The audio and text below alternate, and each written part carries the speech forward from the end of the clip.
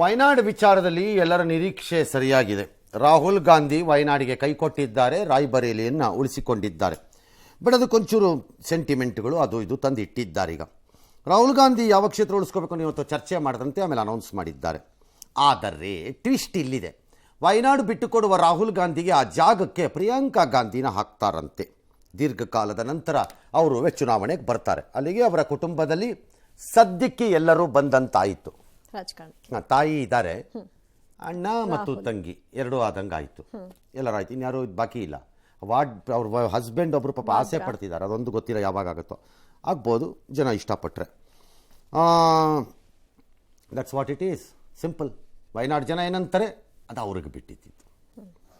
ಇದು obvious decision ಇದ್ದಂಗಿದೆ. ಕಾರಣ ಭಾಳ ಸರಳ. ಅವತ್ತು ಅವ್ರದ್ದು ಮಾನ ಮರ್ಯಾದೆ ಉಳಿಸ್ತದು, ಆಮೇಲೆ ಇಲ್ಲಿ ಸೋತಿದ್ರು, ವಯನಾಡು ಅವ್ರು ಗೆಲ್ಲಿಸ್ಕೊಟ್ರು, ಹಾಗಾಗಿ ಅವ್ರು ಬದುಕೊಂಡ್ರು ರಾಜಕೀಯವಾಗಿ. ಎಲ್ಲ ಹೇಳ್ಕೊಂಡಿದ್ರು, ನನ್ನ ಸೌತ್ ಕಂಫರ್ಟಬಲ್ ಅಂದಿದ್ರು, ಎಲ್ಲ ಕರೆಕ್ಟ್. ರಾಜಕೀಯ ಹಾಗೇನೆ, ಅದು ಲಾಭ ಆದಮೇಲೆ. ಈಗ ವಯನಾಡಿನ ಜನ ತೀರ್ಮಾನ ತಗೋಬೇಕು, ನಮ್ಗೆ ಯಾರು ಬೇಕು ಯಾರು ಬೇಡ ಅಂತ. ಅದು ಅವ್ರಿಗೆ ಬಿಟ್ಟಿದ್ದು. ಬಟ್ ಯಾಕೆ ಅದನ್ನೇ ಮಾಡಿರ್ತಾರೆ? ಭಾಳ ಜನಕ್ಕೆ ಕಾಂಗ್ರೆಸ್ಸಲ್ಲಿ ಈಗೊಂದು ಹೊಸ ಉತ್ಸಾಹ ಜೋಶ್ ಬಂದಂಗಿದೆ. ಅದೇನು? ಉತ್ತರ ಪ್ರದೇಶದ ಫಲಿತಾಂಶವನ್ನು ನೋಡಿದ ನಂತರ ನಾವು ಮಗದೊಮ್ಮೆ ಪುಟಿದೆದ್ದು ಬರಬಹುದೇನೋ ಅನ್ನೋಂತಹ ಆಸೆ ಅವ್ರಿಗೆ ಸಹಜವಾಗಿ ಬಂದಿದೆ. ಅದು ರಾಂಗ್ ಅಲ್ಲ.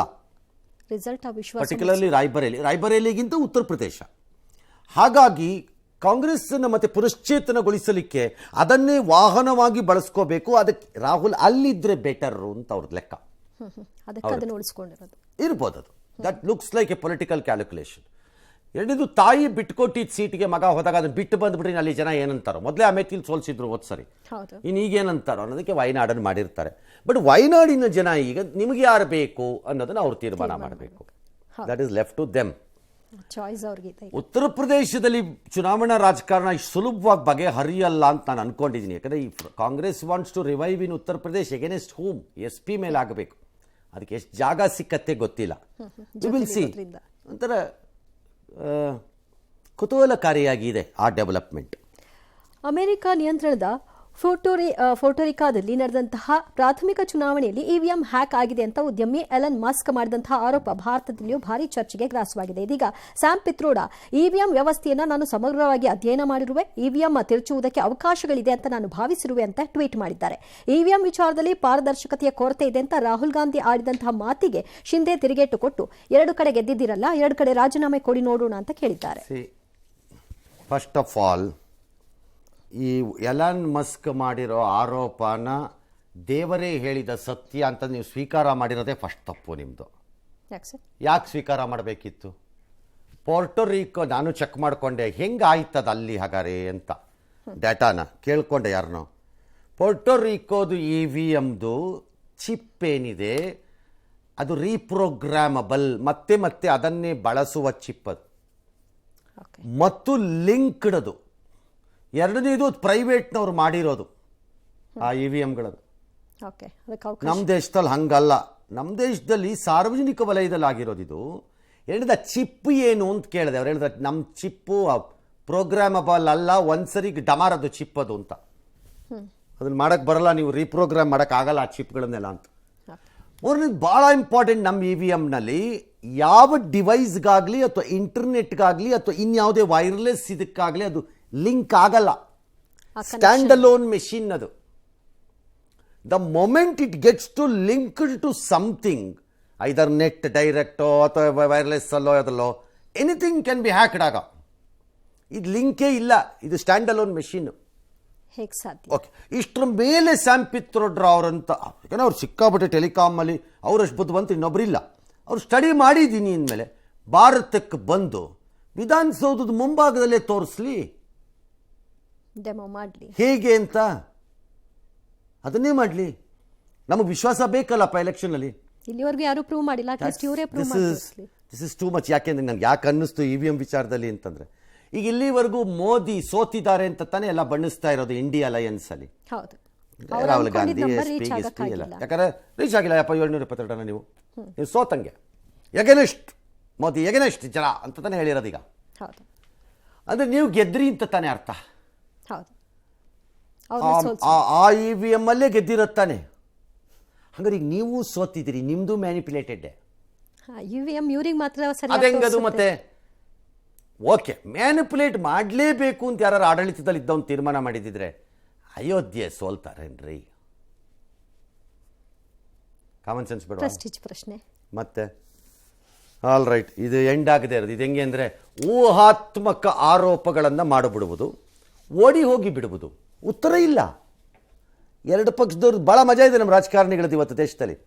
ಊಹಾತ್ಮಕವಾಗಿ ಏನೋ ಹೇಳ್ಬಿಡೋದು, ಆಮೇಲೆ ಅದಕ್ಕೆ ಉತ್ತರ ಅದೆಲ್ಲ ನಮಗೆ ಗೊತ್ತಿಲ್ಲ ಬಿಡಿ, ಅದು ವೈಯಕ್ತಿಕ ಬಿಟ್ಬಿಡಿ ಅನ್ನೋದು, ಅಥವಾ ಅವ್ರು ಉತ್ತರ ಕೊಡಲಿ ಬಿಡ್ರಿ ಅಂದ್ಬಿಡೋದು, ಅದನ್ನು ಜೀವಂತವಾಗಿ ಸುಮ್ಮನೆ ಹೇಳ್ಬಿಡೋದು, ಉಡಾಪೆಗಳು. ಎಸ್, ಕೇರಳ ಕಾಂಗ್ರೆಸ್ಸು ಮೋದಿ ಪೋಪನ್ನು ಮೀಟ್ ಮಾಡಿದ್ದಕ್ಕೆ ಲೇವಡಿ ಮಾಡಿ ಟ್ವೀಟ್ ಏನೋ ಮಾಡಿತ್ತು. ಓ, ದೇವರನ್ನು ಭೇಟಿ ಮಾಡುವ ಅವಕಾಶ ಕೊನೆಗೂ ಪೋಪಿಗೆ ಸಿಕ್ಕಿತ್ತು ಅಂತೆಲ್ಲ. ತಕ್ಷಣ BJP ಹೇಳ್ತು, ಇದು ಪೋಪಿಗೆ ಮಾಡಿದ ಅವಮಾನ ಅಷ್ಟೇ ಅಲ್ಲ, ಕ್ರಿಶ್ಚಿಯನ್ ಸಮುದಾಯಕ್ಕೆ ಮಾಡಿದ್ದಿದ್ದು ಅಂತೆಲ್ಲ ಹೇಳಿ ಸೋನಿಯಾ ಗಾಂಧಿ ಕ್ಷಮೆ ಕೇಳಬೇಕು. ಯಾಕೆ ಅದು ಕೇರಳದವ್ರು ಹಾಕಿರೋದು, ಸೋನಿಯಾ ಗಾಂಧಿ ಕ್ಷಮೆ ಕೇಳಬೇಕು. ಸೋನಿಯಾ ಗಾಂಧಿ ಯಾಕೆ ಕ್ಷಮೆ ಕೇಳಬೇಕು? ಅದಕ್ಕೆ ಹಾಕಿದ್ದಿದ್ದು ಮೂರ್ಖತನದ ಪರಮಾವಧಿ. ಮತ್ತು ಅವನು ಯಾವನ ಕಚಡ ಹಾಕಿದವನು, ಅವನು ಯಾವನ ಲೆಫ್ಟ್ ಇಷ್ಟೋ ಅಥವಾ ಲೆಫ್ಟ್ ಥಾಟ್ನವನೋ ಅಥವಾ ಟೆರರಿಸ್ಟೋ ಇರಬೇಕು ಅವನು ಹಾಕಿದವನು ಅಷ್ಟೇ. ಇಲ್ದಿರಿ ಯಾವನಾರು ಹಾಕ್ತಾನೆ ಇಂಥ ಇದನ್ನ. ಅದಕ್ಕೆ ಸೋನಿಯಾ ಗಾಂಧಿ ಏನು ಮಾಡ್ಬೇಕು ಪಾಪ? ಅದೇ ಈಗ ಇಲ್ಲಿ ಹೇಳ್ದಂಗೆ EVM ಅದು ಮೋದಿ ಯಾಕೆ ಮಾಡಿರ್ಬೇಕು ಅಂದ್ಬಿಡೋದು. ಯಾಕೆ ಪಿತ್ರೋಡ್ರ ಹೇಳಾಗೋಯ್ತು ಅಂತ, ಅದೇ ಫೈನಲ್. ಅದು ಸರಿ ಅನ್ನೋದಿದ್ರೆ ಹಂಗಾರೆ ಇವನು ಹಾಕಿದ್ದಕ್ಕೂ ಸೋನಿಯಾ ಗಾಂಧಿ ಆನ್ಸರಬಲ್ಲು. ಅದು ತಗೊಳ್ಳಲ್ಲ ಯಾರುವೆ, ನಮಗೆ ಸಂಬಂಧ ಇಲ್ಲ, ಅದು ನಮಗೆ ಗೊತ್ತಿಲ್ಲಪ್ಪ. ತಕ್ಷಣ ಕ್ಷಮೆ ಕೇಳಿ ಡಿಲೀಟ್ ಮಾಡಿಬಿಟ್ಟಿದ್ದಾರಂತೆ. ಏನಾದರೂ ಕ್ಷೋಭೆ ಆಗಿದ್ದರೆ ಕ್ರೈಸ್ತರ ಕ್ಷಮಿಸ್ಬಿಡ್ಬೇಕು ಅಂತಂದುಬಿಟ್ಟಿದ್ದಾರಂತೆ. ಸರಿ, ಸುಲಭ ಇದು. ಇದೇ ಏನಾದರೂ ರಿವರ್ಸ್ ಆಗಿಬಿಡಬೇಕಾಗಿತ್ತು. ಎಲ್ಲರೂ ತಕ್ಕಳಪ್ಪ ಇವತ್ತು ಹಾಕೊಂಡು ರುಬ್ಬಿ. ಎಸ್, ಜೂನ್ 26ಕ್ಕೆ ಲೋಕಸಭಾ ಸ್ಪೀಕರ್ ಚುನಾವಣೆ ನಡೆಯುತ್ತೆ. ಸ್ಪೀಕರ್ ಸ್ಥಾನವನ್ನು ತಮ್ಮಲ್ಲೇ ಉಳಿಸಿಕೊಳ್ಳಲು ಬಯಸಿರುವ ಬಿಜೆಪಿ ಡೆಪ್ಯೂಟಿ ಸ್ಪೀಕರ್ ಹುದ್ದೆಯನ್ನ ಮಿತ್ರ ಪಕ್ಷಗಳಿಗೆ ಬಿಟ್ಟುಕೊಡಲು ಒಲವು ತೋರಿದೆ. ಒಂದೊಮ್ಮೆ ಹೀಗಾದಲ್ಲಿ ಸ್ಪೀಕರ್ ಸ್ಥಾನಕ್ಕೆ ತಮ್ಮ ಅಭ್ಯರ್ಥಿಯನ್ನ ಕಣಕ್ಕಿಳಿಸಬಹುದು ಅಂತ INDIA ಕೂಟ ಚಿಂತನೆ ನಡೆಸಿದೆ. ಇನ್ನು ಜೆಡಿಯು ಈಗಾಗಲೇ ತನ್ನ ನಿರ್ಧಾರ ಪ್ರಕಟ ಮಾಡಿದೆ. ತೆಲುಗುದೇಶಂ ಮಾತ್ರ ಇನ್ನೂ ನಿರ್ಧಾರವನ್ನು ತಿಳಿಸಿಲ್ಲ. ಸ್ಪೀಕರ್ ಚುನಾವಣೆಯಲ್ಲಿ ತೆಲುಗುದೇಶಂ ಅಭ್ಯರ್ಥಿ ಕಣಕ್ಕೆ ಇಳಿದಲ್ಲಿ ಅವರನ್ನ ಬೆಂಬಲಿಸುವ ಬಗ್ಗೆ INDIA ಕೂಟ ನಿರ್ಧಾರ ತೆಗೆದುಕೊಂಡಿದೆ ಅಂತ ರಾವತ್ ಹೇಳಿದ್ದಾರೆ. ಪ್ರಸ್ತಾಪ ಅದು ಖ್ಯಾತೆ ಅಷ್ಟೇ, ಅದು ಇನ್ನೇನು ಖ್ಯಾತೆ ಅಲ್ಲದೆ ಇನ್ನೇನದು. ಇವ್ರು ಮಾಡ್ತಾರೆ, ನಾವು ಸಪೋರ್ಟ್ ಮಾಡ್ತೀವಿ. ನಿಮ್ಮ ಸಪೋರ್ಟನ್ನು ಕೇಳಿರೋನು ಯಾವನು? ಯಾವನು ಕೇಳಿದಾನೆ ನಿಮ್ಮನ್ನು? ಬಾಣ ನೀನು ಸಪೋರ್ಟ್ ಮಾಡು ಅಂತ ಅದ್ಯಾರೋ ರಾವತ್ತೋ ಯಾರೋ ಒಬ್ಬನ ಯಾರು ಕೇಳಿದಾನೆ? ಕೇಳಿದ್ರ ಅಪ್ಪನ್ ಮಾಡಿದ್ರ ಬಾಣ ಇಲ್ಲಿ ಅಂತ? ನೀನು ಯಾಕಪ್ಪ ಮೈ ಮೇಲೆ ಬಿದ್ಕೊಂಡು ಹೋಗ್ಬೇಕು? ಸುಮ್ಮನೆ ಕೀಟ್ಲೆ ಮಾಡಬೇಕು. ಕೀಟ್ಲೆ. ದೆಹಲಿನಲ್ಲಿ ನೀರಿನ ಸಮಸ್ಯೆ ಮೇಲೆ ಈಗ ವಿದ್ಯುತ್ ಸಮಸ್ಯೆ ಬೇರೆ ಕಾಣಿಸ್ತಾ ಇದೆ. ಪ್ರೈಮ್ ಮಿನಿಸ್ಟರ್ ನಮ್ಗೆ ಹೇಳಿದ್ರು ಇಲ್ಲಿ ಬಂದಾಗ ಎಲೆಕ್ಷನ್ಗೆ ಬೆಂಗಳೂರು IT ಸಿಟಿ ಎಲ್ಲ ಈಗ ಟ್ಯಾಂಕರ್ ಸಿಟಿ ಅಂತ. ಈಗ ನೀವಿರೋ ಊರೇನು? ನಿಮ್ಮೂರೇನೀಗ? ನೀವಿರೋ ಊರು, ನೀವು ರೆಸ್ಪಾನ್ಸಿಬಲ್ ಅಲ್ಲ, ಸ್ಟೇಟ್ ಗೌರ್ಮೆಂಟ್ ರೆಸ್ಪಾನ್ಸಿಬಲ್ಲು. ಎರಡೆರಡು ಸರ್ಕಾರ ಇದ್ದೀರಿ ಅಲ್ಲಿ, ಒಂದು ಸರ್ಕಾರ ಅಲ್ಲ. ಈಗ ವಿದ್ಯುತ್ ಬೇರೆ ಕೈ ಕೊಟ್ಟು ವಿಮಾನ ನಿಲ್ದಾಣದಲ್ಲೆಲ್ಲ ಫಜೀತಿಯಾಗಿ ಹೋಗಿತ್ತು, ಆಮೇಲೆ ಏನೋ ರಿಪೇರಿ ಮಾಡಿದ್ದಾರೆ. ಇತ್ತ ಜಯದೇವಾನಲ್ಲಿ ನೀರು ಇಲ್ವಂತೆ, ಬಂದರೂ ಕೆಟ್ಟ ನೀರು, ಹೊಸ ನೀರು, ಮಳೆ ನೀರು ಬರುತ್ತಂತೆ. ಎಲ್ಲ ರೋಗಿಗಳೆಲ್ಲ ಹೈರಾಣಾಗೋಗಿದ್ದಾರೆ. ನೀರು ಬರ್ತಾ ಇದೆಯಾ? ಬರಲಿ, ಏನೀಗ ಬಂದರೆ ಯಾಕೆ ಸರ್ ಬರಲಿ ಬಿಡ್ರಿ, BJP ವಿರುದ್ಧ ಬರ್ತಿರ್ಲಿಲ್ವಾ ನೀರು ಅಂದ್ರೆ ಆಯ್ತಪ್ಪ. ಸಮಸ್ಯೆ ಅನುಭವಿಸ್ತಾ ಇರೋರು ಪರಿಹಾರ ಆದ್ರೆ ಅನುಭವಿಸ್ಕೊಳ್ಳಿ. ಏನೀಗ ಅವರಿದ್ದಾಗಿರ್ಲಿಲ್ವಾ ಪ್ರಾಬ್ಲಮ್ಮು? ಹಾಗೆ ಕೇಳಲಿಲ್ಲ ನೀವು ಅಂದ್ರೆ ಆಯ್ತಪ್ಪ. ಪ್ರಿಯಾಂಕರ್ಗೆ ಅವ್ರನ್ನ ಕೇಳಿ ಹೇಳ್ಬೋದಂಗ ಅವರು ಎಲ್ಲ ಟೈಮಲ್ಲೂ ಅಷ್ಟೇ. ಬಂದ್ರೆ ಬರಲಿ, ಏನೀಗ ಬರಲಿ. ಆಪರೇಷನ್ ಥಿಯೇಟ್ರಲ್ಲಿ ಬಳಕೆ ಮಾಡಕ್ ಆಗ್ತಿಲ್ವಂತೆ, ಮಣ್ಣು ಮಿಶ್ರಿತ ನೀರು ಬರ್ತಾ ಇದೆ ಅಂತ.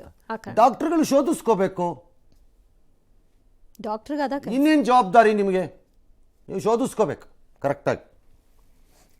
ಹೆಚ್ಚಿಗೆ ಈಗ ದುಡ್ಡು ಕಲೆಕ್ಟ್ ಮಾಡ್ತಾ ಇದ್ದೀವಿ ಅಭಿವೃದ್ಧಿಗೆ. ನೋಡೋಣ, ಮುಂದಿನ ದಿನ ಒಂದಿನ ಮಾಡಿಕೊಟ್ರೆ ಆಯ್ತು. ಅವತ್ತು ಕಾಯ್ಬೇಕು. ಬೇರೆ ರಾಜ್ಯದಲ್ಲಿ ಹೆಂಗೆ ಬರ್ತಾ ಇದೆ ಗೊತ್ತಾ ನೀರು? ಇದಕ್ಕಿಂತ ಕೆಟ್ಟಾಗಿ ಬರ್ತಾ ಇದೆ. ಎಲ್ಲಿ ಚೆನ್ನಾಗಿದೆ ಅದನ್ನು ಹೇಳೋದು, ಅದು ಹೇಳಲ್ಲ ನಾನು. ಬೇರೆ ರಾಜ್ಯದಲ್ಲಿ ಇದಕ್ಕಿಂತ ಕೆಟ್ಟದಾಗಿ ನೀರು ಬರ್ತಾ ಇದೆ. ಇದು ಬೆಟ್ರು, ಲೈಟ್ ಮಡ್ ಕಲರ್ ಇದೆ, ಅಲ್ಲೆಲ್ಲ ಡಾರ್ಕ್ ಮಡ್ ಕಲರ್ ಬರ್ತಾ ಇದೆ. ಮತ್ತೆ ಎಸ್, ಜುಲೈ 1ರಿಂದ ದೇಶದಲ್ಲಿ ಹೊಸ ಕಾನೂನುಗಳು ಜಾರಿಗೆ ಬರುತ್ತೆ. IPC, Indian evidence act, criminal procedure code ಜಾಗದಲ್ಲಿ ಭಾರತೀಯ ನ್ಯಾಯ ಸಂಹಿತೆ, ಭಾರತೀಯ ನಾಗರಿಕ ಸುರಕ್ಷಾ ಸಂಹಿತೆ ಮತ್ತು ಭಾರತೀಯ ಸಾಕ್ಷ್ಯ ಎಂಬ 3 ಕಾನೂನುಗಳು ಜಾರಿಗೆ ಬರುತ್ತೆ. ಪುಣೆಯಲ್ಲಿ ಒಂದು ಘಟನೆ ಆಗಕ್ಕೆ ಮೊದಲು ಇನ್ನೊಂದು ಅಪ್ರಾಪ್ತ ಕಾರ್ ಓಡಿಸೋದು ಅಷ್ಟೇ ಅಲ್ಲ, ಕೇಳದವ್ರ ಮೇಲೆ ನುಗ್ಸಕ್ಕೆ ಹೋಗಿದ್ದಾನೆ. ಎಂಥ ಅಪ್ಪ ಅಮ್ಮ ಇರಬೇಕು, ಯಾವ ರಾಶಿ ಲಗ್ನದಲ್ಲಿ ನಿನ್ನ ಹುಟ್ಟಿಸ್ಬಿಟ್ರು ಹಂಗಾರೆ. ನಿಮ್ಮ ಅಪ್ಪ ಅಮ್ಮನ ಹಿಡ್ಕೊಂಬಂದು ನೇತಾಕ್ಬೇಕು ಫಸ್ಟು ಕಾರ್ ಕೊಟ್ಟಿದ್ದಕ್ಕೆ. ಯಾರಾಬಿರಿ ಓಡಿಸಿದ್ದಾನೆ, ಹಿಡಿಯಕ್ಕೆ ಹೋದಾಗ ರಿವರ್ಸ್ ತೊಗೊಳ್ಳೋ ಹಂಗೆ ಮಾಡೋದು ಮತ್ತು ಮುಂದಕ್ಕೆ ನುಗ್ಗೋದು.